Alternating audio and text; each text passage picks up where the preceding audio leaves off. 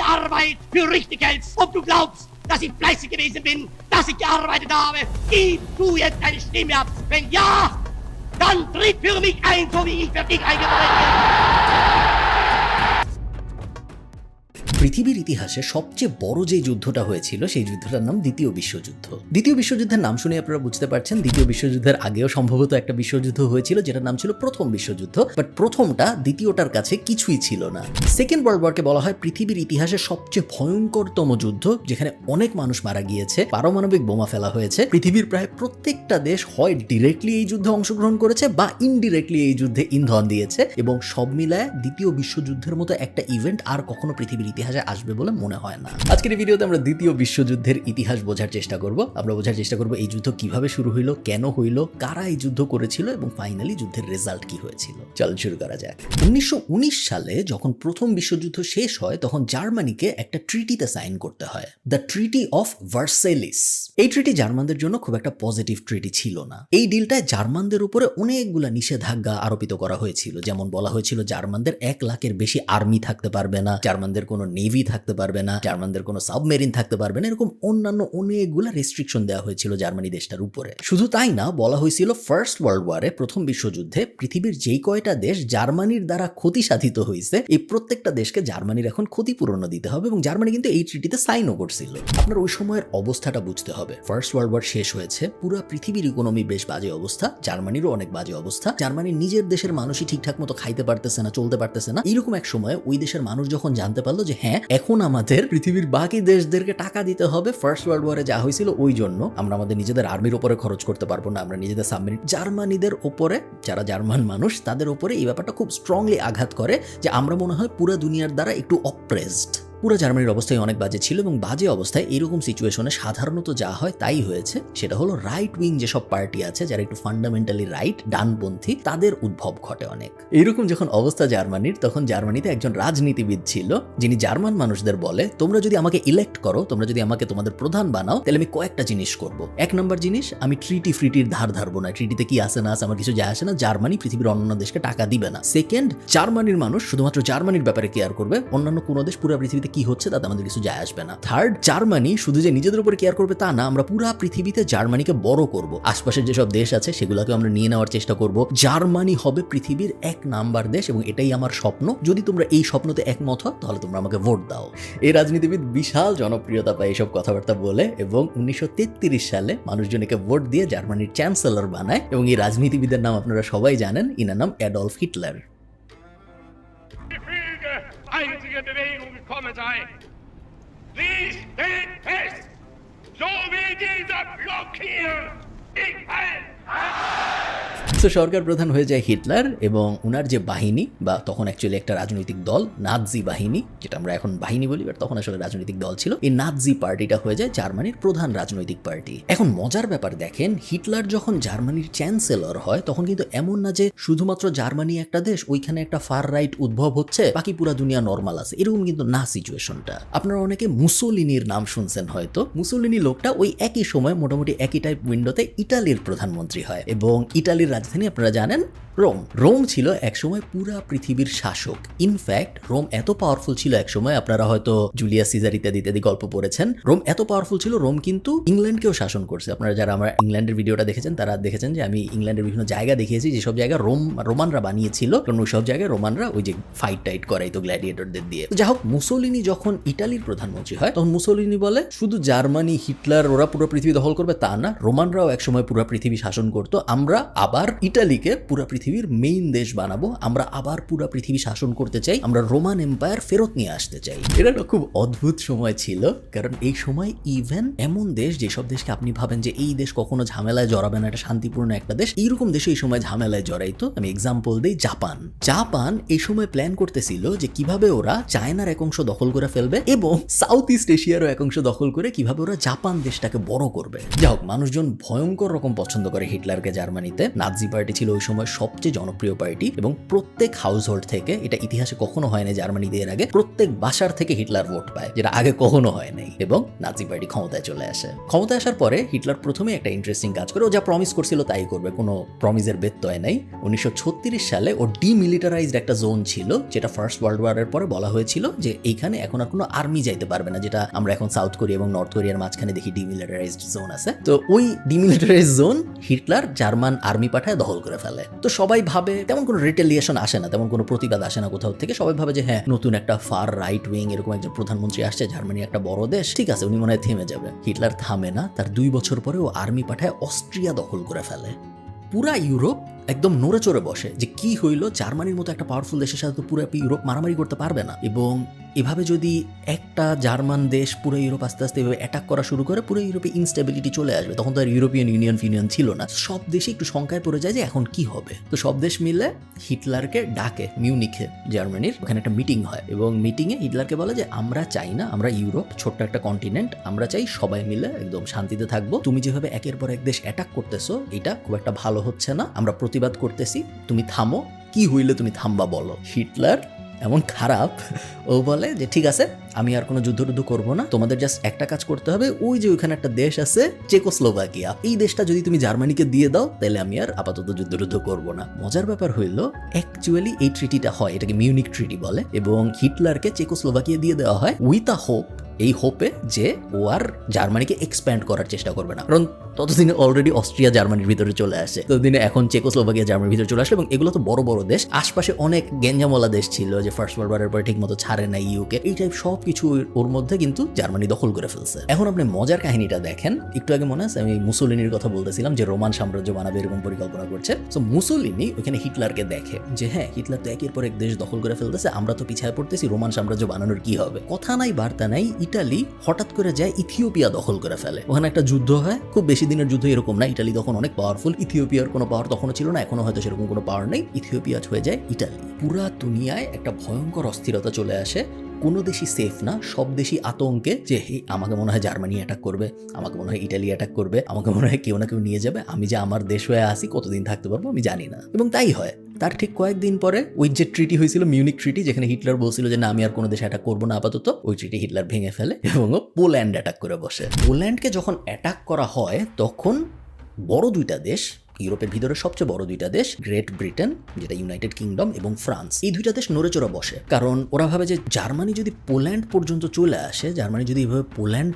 নিয়ে ফেলে, তাহলে হোয়াট স্টপস জার্মানি যে ওরা ইউকেও নিয়ে নিতে চাবে না, হোয়াট স্টপস জার্মানি যে ওরা ফ্রান্সও নিয়ে নিতে চাবে না। সো ইউকে এবং ফ্রান্স এই 2 দেশ একত্রিত হয় এবং বলে যে আমরা জার্মানিকে আর আগাইতে দিব না, আমরা হিটলারকে আর আগাইতে দিব না, আমরা যুদ্ধ ঘোষণা করতেছি। 1939 সালে ইউকে এবং ফ্রান্স মিলে এই ঘোষণাটা দেয় যে আমরা যুদ্ধ শুরু করতেছি, আমরা প্রতিবাদ শুরু করতেছি, প্রতিরোধ শুরু করতেছি। যেহেতু 1939 সালে এই ঘোষণা আসে, এই কারণে সেকেন্ড ওয়ার্ল্ড ওয়ারের দ্বিতীয় বিশ্বযুদ্ধের প্রথম বছর ধরা হয় 1939 সালকে। হাউএভার যুদ্ধ কিন্তু আরো আগে থেকে চলতেছে, জার্মানি দখল আরো আগে থেকেই শুরু করে দিছিল, যুদ্ধ শুরু হয়। এখন আপনি দেখেন ব্যাপারটা কি হচ্ছে, জার্মানি ফাইট করতেছে ইউকে এবং ফ্রান্সের মিত্র বাহিনীর সাথে, দুজন একসাথে মিলে এক বাহিনী হয়েছে, এই কারণে এটাকে বলে মিত্র বাহিনী, বাংলা আমরা মিত্র বাহিনী বলি, এমনিতে অ্যালাই ফোর্স বলে। তো মিত্র বাহিনীর সাথে জার্মানি যুদ্ধ করতেছে জাস্ট নিজেদেরকে বাঁচানোর জন্য, কারণ এরা রেগুলারলি জার্মানিকে অ্যাটাক করতেছে থামানোর জন্য। আবার অন্যদিকে জার্মানি অনেকগুলো দেশ তো অলরেডি দখল করে ফেলছে, অস্ট্রিয়া, পোল্যান্ড ইত্যাদি ইত্যাদি, ওই সব দেশ এখন দখল করে তো আর্মি সরাই নিয়ে আরেক জায়গায় চলে যাওয়া যায় না, ওই সব দেশে গেরিলা অ্যাটাক হচ্ছে, তো ওই সব দেশে জার্মানির আর্মির থাকতে হচ্ছে ওই সব দেশকে দখলে রাখার জন্য, ওই জিনিস চলতেছে। অনেকে ভাবে যে জার্মানি এতগুলা যুদ্ধ কিভাবে করবে, এবার মনে হয় হিটলার থামবে, কারণ এত জিনিস একসাথে ম্যানেজ করা তো সম্ভব না, এত বড় বড় 2টা দেশের সাথে মারামারি চলতেছে, আবার অনেকগুলো দেশ দখল করছে, ওগুলা ম্যানেজ করতে হচ্ছে, মনে হয় আর বাড়া সম্ভব না। এরকম যখন সবাই ভাবতেছে, তখন জাস্ট 1 সপ্তাহের মধ্যে ডেনমার্ক এবং নরওয়েও জার্মানির কাছে চলে যায়। কেউ এক্সপেক্টই করে নাই যে এত ঝামেলার মধ্যেও হিটলার নতুন দেশ অ্যাটাক করার সাহস পাবে। হিটলার ঠিক এই কাজটাই করে, নতুন 2টা দেশ জার্মানির ভিতরে ঢুকে পড়ে। তার কিছুদিন পরে আপনারা বুঝতে পারতেছেন কাহিনী কোন দিকে যাচ্ছে, বেলজিয়াম এবং নেদারল্যান্ডও জার্মানির কাছে চলে যায়, সেম পদ্ধতি, জার্মান আগ্রাসন বাড়তে থাকে। সিস্টেমটা এমন ছিল যে একটা দেশ দখল করতেছি, ওই দেশে কিছু জার্মান আর্মি বসাচ্ছি, তারপরে বর্ডার পার হয়ে তার পরের দেশে চলে যাচ্ছে। এবং ইউরোপ আপনারা যারা ম্যাপে দেখবেন, আপনারা দেখবেন যে একের পর এক দেশ, পাশাপাশি দেশ, সেনজেন ভিসা, এক ভিসায় 28টা দেশ, ওই ব্যাপারটা একের পর এক দেশ, এবং জার্মান আর্মি একের পর এক দেশ দখল করতে করতে আগায় যাচ্ছে। যাচ্ছে। এবং ভয়ঙ্কর ব্যাপার কি দেখেন, 1940 সালে ফ্রান্স যে ইংল্যান্ডের সাথে বলছিল যে ইংল্যান্ড এবং ফ্রান্স আমরা মিত্রপক্ষ, আমরা দুজন মিলে জার্মানিকে আটকাবো, এই ফ্রান্স জার্মানি দখল করে ফেলে। হিটলারের হাতে অলমোস্ট পুরা ইউরোপ চলে আসে। হিটলারকে বলা হয় পৃথিবীর সবচেয়ে পাওয়ারফুল মানুষ, কারণ পুরো একটা মহাদেশ, পুরো এতগুলা দেশ একটা মানুষের কাছে। অন্য কেউ হলে হয়তো থামতো, বাট হিটলার তো হিটলার, ও বলে যে থামবো কেন, এত দূর পর্যন্ত আসছি, এতগুলা দেশ দখল করছি, আমরা আরেকটু আগাই, আমরা রাশিয়াও দখল করে ফেলার চেষ্টা করি। মস্কো শহরটা অনেক সুন্দর, মস্কো শহরটাকে আমার অনেক ভালো লাগে, আমি আমার আর্মিকে বলবো তোমরা আরেকটু আগাও, আরো কিছুদিন মনোবল রাখো, যদি তোমরা মনোবল রাখতে পারো তাহলে আমরা মস্কো দখল করে ফেলতে পারবো। অপারেশন বারবারোসা বলা হয় এই ব্যাপারটাকে। প্রায় 30 লাখ আর্মি নিয়ে, 30 লাখ আর্মি নিয়ে জার্মান সৈন্যরা রাশিয়ায় প্রবেশ করে। উদ্দেশ্য পুরা রাশিয়াকে দখল করে জার্মানি বানায় ফেলা। ইনিশিয়ালি মনে হচ্ছিল জার্মানি জিতবে এই যুদ্ধে, হাউএভার রাশিয়ান আর্মি খুবই স্ট্রং প্রতিরোধ শুরু করে। এর মধ্যে রাশিয়ায় শীতকালও চলে আসে, যেটা খুব বড় একটা রোল প্লে করেছে। জার্মান আর্মি রাশিয়ান শীতে কাঁপতে থাকুক, আমরা একটু পৃথিবীর অন্য প্রান্তে আসি। মনে আছে আমি একটু আগে আপনাদের বলতেছিলাম যে পৃথিবীর অনেক দেশ, যেসব দেশ আসলে বেশ শান্তিপূর্ণ, কোনো ঝামেলা নাই, এরকম দেশগুলো এই সময় পাগল পাগল আচরণ করতেছিল। ইউরোপে যখন এরকম ভয়ঙ্কর যুদ্ধ চলতেছে, ওই রকম সময় জাপান কোনো কথা নাই বার্তা নেই হঠাৎ করে হাইতি দখল করার চেষ্টা করে। আপনারা এই যুদ্ধের নাম জানেন, এই যুদ্ধটাকে বলা হয় পার্ল হারবারের যুদ্ধ, পার্ল হারবার ওয়ার। এবং জাপান মূলত আমেরিকার একটা বেস ছিল হাইতিতে, সেই বেসটা অ্যাটাক করে। উদ্দেশ্য ছিল বেসটা ধ্বংস করে ফেলবো এবং পুরো হাইতি আমরা জাপানের ম্যাপের ভিতরে নিয়ে আসবো। 2400 মানুষ মারা যায়। 2400 মানুষের মধ্যে বেশিরভাগই ছিল আমেরিকান সোলজার। তো আমেরিকা যা করার তাই করে। আমেরিকা বলে আমরা জাপানকে পৃথিবীর বুক থেকে নিশ্চিহ্ন করে দিব, আমরা জাপানের বিরুদ্ধে যুদ্ধ ঘোষণা করতেছি। তো আপনি বুঝতে পারতেছেন ওয়ার্ল্ড ওয়ার কেন বলতেছি আমরা এটাকে। আমেরিকা জাপানের সাথে যুদ্ধ করা শুরু করছে, ইউরোপে তো সবাই সবার সাথে মোটামুটি যুদ্ধ করতেছে। এগুলো বড় বড় যুদ্ধ, এর মধ্যে কিন্তু অনেকগুলো ছোট ছোট যুদ্ধ হচ্ছে যেগুলো আমরা এখন বলার মতো বলতেছিও না, ইগনোর করে যাচ্ছি। যেমন ইজিপ্ট তখন সুয়েজ ক্যানালকে দখল করবে, এটা নিয়ে মিডল ইস্টে একটা যুদ্ধ বেঁধে গেছিল। এগুলো ছোটখাটো যুদ্ধ, কনটেক্সট অফ এত বড় যুদ্ধ, তো এগুলো নিয়ে এখন আমরা অত আলাপ আলোচনা করবো না। জার্মান আর্মির পরিকল্পনা ছিল খুবই সিম্পল, আমরা রাশিয়া দখল করব। আমরা 30 লাখ আর্মি নিয়ে গেছি, কোনোভাবেই সম্ভব না আমাদের হারানো, আমরা রাশিয়া দখল করবো তো করবোই। রাশিয়া দখল করার পরে রাশিয়ায় অনেক রেশন আছে, তো রাশিয়ায় ডাল আছে, চাল আছে, রুটি আছে, পানি আছে, ইত্যাদি সবকিছু আছে। এগুলা দিয়ে আমরা আমাদের 30 লাখ আর্মিকে খাওয়াবো, কারণ রাশিয়া থেকে তো জার্মানি অনেক দূরে, এত দূরে তো আমরা রেশন নিয়ে যেতে পারবো না। এরকম প্রতিকূল পরিবেশের মধ্যে দিয়ে, ভিতরে প্রত্যেকটা দেশে যুদ্ধ চলতেছে এবং আমরাই যুদ্ধ বাধাইছি প্রত্যেকটা দেশে। তো এরকম প্রতিকূল পরিবেশের মধ্যে দিয়ে আমরা এত রেশন নিয়ে যেতে পারবো না। আমরা যেটা করবো, আমরা রাশিয়া দখল করবো, রাশিয়ার থেকে রেশন নিবো। সো রাশিয়া যে ক্ষেত খামার আছে সেগুলো আমরা হারভেস্ট করবো, ওইটা খাবো, এবং তারপরে আমরা রাশিয়ার পরে চিন্তা করবো যে এখন কি আমরা আরো এক্সপ্যান্ড করবো নাকি রাশিয়া দখল করে ওখানে আমাদের যুদ্ধ শেষ করবো। এটা ছিল হিটলারের পরিকল্পনা। হাউএভার ওরা দেখে রাশিয়ান আর্মি জিততেছে না, বাট রাশিয়ান আর্মি যখনই পিছাচ্ছে তখন রাশিয়ান আর্মি আশপাশের সব রেশন নষ্ট করে যাচ্ছে। তো ক্ষেত থাকলে পুরাই দিচ্ছে, বাড়িঘর থাকলে জ্বালা দিচ্ছে নিজেরাই, কিন্তু রাশিয়ান আর্মি রাশিয়ার মানুষেরই বাড়িঘর জ্বালা দিচ্ছে, ক্ষেত খামার পুরাই দিচ্ছে। তার কারণ ওরা চায় না জার্মানি কোনো রেশন পাক। এবং একটু আগে আমি আপনাদের যে বললাম ভয়ঙ্কর শীত পড়া শুরু করছে, রাশিয়ান শীত কিন্তু পৃথিবীর সবচেয়ে ভয়ঙ্কর শীতগুলার একটা। জার্মান আর্মি মারা যাওয়া শুরু করে রেশনের অভাবে, গেরিলা অ্যাটাকে বিভিন্ন রাশিয়ান আর্মির, এবং রোগবালাইয়ের কারণে। এই প্রথম, এর আগে কখনো মনে হয়নি হিটলারকে থামানো যাবে, বাট এই প্রথম রাশিয়া অ্যাটাক করতে যেয়ে যখন হিটলার ফার্স্ট একটা রোড ব্লক পাইলো, তখন পুরো পৃথিবীর মনে হইলো যে না, হিটলারকে মনে হয় থামানো সম্ভব। তার ঠিক কিছুদিন পরে, আমি কাহিনী অনেক বড় বাট একটু ছোট করে বলতেছি, একটা ভয়ঙ্কর যুদ্ধ হয়। এই যুদ্ধটাকে বলে স্ট্যালিনগ্রাদের যুদ্ধ। রাশিয়ান আর্মি 3 দিক থেকে জার্মান আর্মিকে অ্যাটাক করে এবং 20 লাখ মানুষ মারা যায় মাত্র 3-4 দিনের ব্যবধানে ওই যুদ্ধে। জার্মান আর্মি রাশিয়ার কাছে সারেন্ডার করে এবং বলে আমরা রাশিয়া দখল করতে পারতেছি না, আমরা সারেন্ডার করতেছি। ওইদিকে আমেরিকা কিন্তু জাপানকে অ্যাটাক করেই যাচ্ছে। জাপানের একের পর এক এয়ারক্রাফট বাহী জাহাজ টাহাজ ডুবাই দিয়ে যাচ্ছে আমেরিকা। প্রত্যেক দিনই নিউজ আসতেছে যে আমেরিকা আজকে বম্বিং করে জাপানের এই ডুবাই দিছে, ওই ডুবাই দিছে। মোটামুটি পার্ল হারবার ধ্বংসস্তূপ হয়ে গেছে। এখন আপনি দেখেন জার্মানি কিন্তু একসাথে অনেকগুলো যুদ্ধ করতেছিল। সো রাশিয়ার ওইখানে ওরা সারেন্ডার করছে, বাট পুরো ইউরোপে কিন্তু ওরা সারেন্ডার করেনি। সারেন্ডার তো করেই নাই। হিটলারের মনে হয়েছে যে আচ্ছা, আমি রাশিয়া দখল করতে চাইছিলাম, আমি রাশিয়া দখল করতে পারি নাই, বাট ঠিক আছে, ইউরোপের ভিতরে তো অনেকগুলো দেশ আমি দখল করছি, ইউরোপের ভিতরেই 2-1টা বড় বড় দেশ আছে যেগুলো আমি দখল করতে পারি নাই, ওইটা অ্যাটাক করার চেষ্টা করি। একদিকে মুসোলিনি চেষ্টা করতেছিল রোমান এম্পায়ার বড় করার জন্য, রোমান সাম্রাজ্য, অন্যদিকে হিটলার চেষ্টা করতেছে জার্মান এম্পায়ার বড় করার জন্য। এই দুটার মধ্যে এখন যুদ্ধ লাগে এবং জার্মানি ইটালিকে অ্যাটাক করে। ইটালি হেরে যায়, আমি কাহিনী অত বড় করবো না, ইটালি শেষ পর্যন্ত হেরে যায় এবং জার্মানি ইটালিকে দখল করে ফেলে। হাউএভার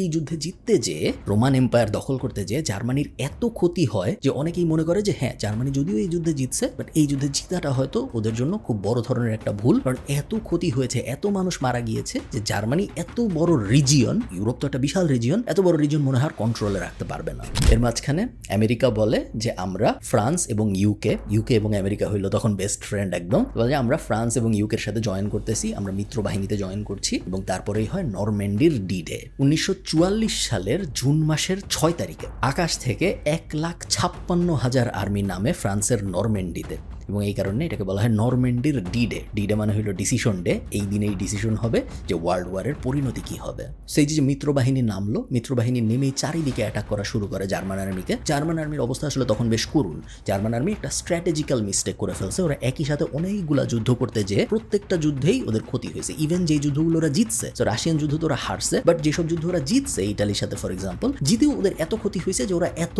বড় অঞ্চল আসলে কন্ট্রোলে রাখতে পারতেছিল না। এর মধ্যে যখন 1.5 লাখ আর্মি আকাশ থেকে নেমে আসছে, 1.5 লাখ আর্মি নরম্যান্ডিতে যখন নেমে আস্তে আস্তে পুরো ইউরোপে ছড়ায় যাওয়া শুরু করছে, তখন জার্মান আর্মি পিছনে হটা শুরু করে এবং 1 সপ্তাহের মধ্যে প্যারিস স্বাধীন হয়ে যায়। এখন আপনি মজার ব্যাপার দেখেন, রাশিয়া কিন্তু ওইখানে জার্মানিকে সারেন্ডার করাইলো। সারেন্ডার করানোর পরে কিন্তু রাশিয়া থেমে থাকে নাই। রাশিয়া বলছে যে আমি প্রতিশোধ নিব, আমি এত কিছু জানি না, আমি প্রতিশোধ নিব। জার্মানির এত সাহস, ওইখানে এসে মস্কো দখল করতে চায়, আমি এখন জার্মানি দখল করবো। তো রাশিয়ান আর্মি জার্মানির দিকে আগাইতে থাকে এবং আগাইতে আগাইতে রাশিয়ান আর্মি ওইদিকে বার্লিন দখল করে ফেলে। হিটলার যখন জানতে পারে যে আমি তো পুরা পৃথিবীকে জার্মানি বানাইতে পারলামই না, উল্টা আমার যে রাজধানী বার্লিন, জার্মানির রাজধানী, সেই বার্লিনই এখন রাশিয়া দখল করে ফেলছে, হিটলার ওই ব্যাপারটা নিতে পারে না। 1945 সালের এপ্রিলের 30 তারিখ হিটলার সুইসাইড করে। তার জাস্ট 7 দিন পরে পুরা জার্মানি একই সাথে সব কয়টা যুদ্ধে একসাথে সারেন্ডার বা আত্মসমর্পণ করে। এই আত্মসমর্পণ দিয়ে ইউরোপের যুদ্ধ থামে। বাট আপনি দেখেন ইউরোপের যুদ্ধ থেমেছে, বাট ইউরোপের অবস্থা কিন্তু একদম ভ্যাবা চ্যাকাওয়ালা। অনেকগুলো অঞ্চল রাশিয়া দখল করছে জার্মানির কাছ থেকে। সো জার্মানি ধরেন একবার পোল্যান্ড দখল করছিল, ওটা এখন আবার রাশিয়া নিয়ে নিছে। সো ইউরোপের ম্যাপের অবস্থা খুবই বাজে, জার্মানির অবস্থা খুবই বাজে। জার্মানিতে আবার বার্লিন দেওয়াল নিয়ে আলাপ আলোচনা শুরু হয়েছে, ইস্ট বার্লিন, ওয়েস্ট বার্লিন ইত্যাদি। পুরো ইউরোপের অবস্থা বাজে। কাহিনী আর অনেক বড় করবো না, যেহেতু ভিডিওটা অনেক বড় হয়ে গিয়েছে। হাউএভার এই যুদ্ধ, আমেরিকা এবং জাপানের যুদ্ধ আরো 3 মাস চলে। ইউরোপের যুদ্ধ থামার 3 মাস পরে যে আমেরিকা যখন বুঝে যে আর কোনো আসলে উপায় নেই এবং এখন একটা বড় কিছু ঘটাইতে হবে যুদ্ধ থামানোর জন্য, তখন আমেরিকা কি করে আপনারা সবাই জানেন। আমেরিকা 2টা বোম ফেলে। পৃথিবীর ইতিহাসে একমাত্র 2টা অ্যাটম বোম যেটা মানুষের উপরে ফেলা হয়েছে। একটা ফেলা হয় হিরোশিমাতে এবং আরেকটা ফেলা হয় নাগাসাকিতে। 2 লাখ মানুষ মারা যায় এবং সেপ্টেম্বর 1945 সালে এসে জাপান ফাইনালি আমেরিকার কাছে সারেন্ডার করে। ফাইনালি একটা সিচুয়েশন আসে যখন পৃথিবীর কোনো দেশের সাথে আর যুদ্ধ করতেছে না, সব যুদ্ধ থেমেছে এবং এটা 1945 সাল। যুদ্ধ সব শুরু হয়েছিল 1939 সালে। এই যে 6 বছরের উইন্ডো, 1939 থেকে 1945, এই 6 বছরের উইন্ডোকে এই জন্য ধরা হয় দ্বিতীয় বিশ্বযুদ্ধের উইন্ডো। ওয়ার্ল্ড ওয়ার দুনিয়ার সব কিছু বদলায় দেয়, একদম সব কিছু। আপনি কোথা থেকে দুধ কিনবেন থেকে শুরু করে, আপনার ইকোনমি কেমন হবে থেকে শুরু করে, পৃথিবীর ম্যাপ থেকে শুরু করে, পৃথিবীর জিওগ্রাফি থেকে শুরু করে, কোন দেশের পাওয়ার কিরকম হবে থেকে শুরু করে, এমন কিছু নাই যেটা ওয়ার্ল্ড ওয়ারটা বদলায় দেয় নাই। বাট এগুলো নিয়ে যদি আমরা আলাপ করতে চাই, এগুলো হয়ে যাবে আরো অনেক বড় আলাপ, যে আলাপগুলো আজকের ভিডিওর জন্য অপ্রাসঙ্গিক। এই ছিল সেকেন্ড ওয়ার্ল্ড ওয়ারের হিস্ট্রি। আপনাদের যদি এই ভিডিওটা ভালো লাগে আমাকে অবশ্যই কমেন্টে জানাবেন। ওয়ার্ল্ড ওয়ার বা এরকম কমপ্লিকেটেড জিনিস এক্সপ্লেইন করাটা একটু কঠিন, বাট আমি চেষ্টা করেছি আমি যতটুকু পারি আপনাদেরকে ওয়ার্ল্ড ওয়ারের ব্যাপারটা বোঝানোর জন্য। আই উইল রিয়েলি অ্যাপ্রিশিয়েট যদি আপনি কমেন্ট করেন এবং এই ভিডিওতে একটা লাইক দেন। আমি সবসময় এটা বলি না, বাট যেহেতু এটা একটু কমপ্লিকেটেড ভিডিও, এই কারণে আমার একটু ভ্যালিডেশন পাইতে ইচ্ছা করতেছে। ভালো থাকেন সবাই, সবার সাথে আমার দেখা হবে পরের কোনো একটা ভিডিওতে। টাটা।